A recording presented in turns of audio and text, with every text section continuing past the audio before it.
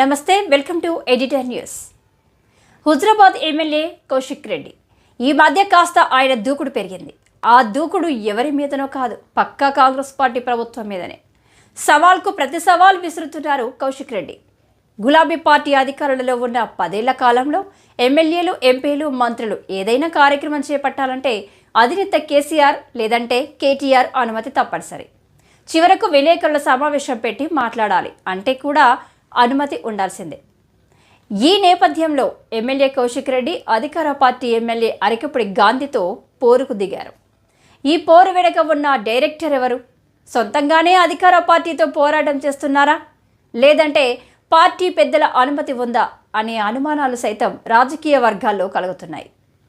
ఇంత రాద్ధాంతం జరుగుతుంటే పార్టీని నడిపించే అధినేత నిశ్శబ్ద వాతావరణంలో ఉన్నారు.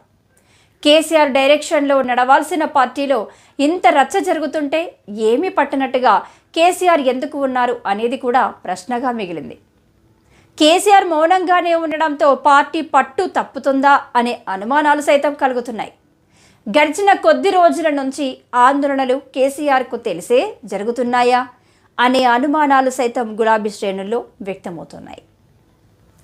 అరికపుడి గాంధీతో చేస్తున్న పోరాటం ఎపిసోడ్ కేసీఆర్కు తెలిసే జరిగిందా, లేదంటే కౌశిక్ రెడ్డి సొంతంగా తయారు చేసుకున్న స్టోరీనా?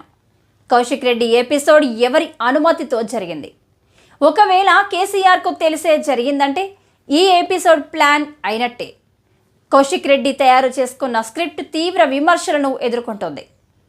ఒకవేళ కేసీఆర్కు తెలియకుండా ఈ ఎపిసోడ్ నడిస్తే మాత్రం పార్టీపై కేసీఆర్ పట్టు కోల్పోయినట్టే అని భావించాల్సి ఉంటుందని రాజకీయ విశ్లేషకులు అభిప్రాయపడుతున్నారు.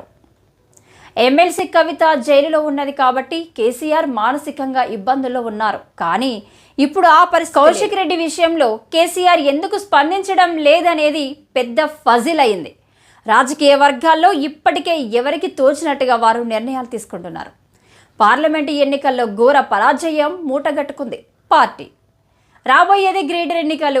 ఈ నేపథ్యంలోనే కౌశిక్ రెడ్డి సెటిలర్ల విషయంలో నోరు జారారు. జరగాల్సిన నష్టం జరిగింది. ఇప్పటికైనా కేసీఆర్ మౌనం వీడి బయటకు రావాల్సిన అవసరం ఎంతైనా ఉంది. లేదంటే పార్టీలో ఎవరి దారి వాళ్ళు చూసుకుంటారు అనే గుసగుసలు కూడా మొదలయ్యాయి.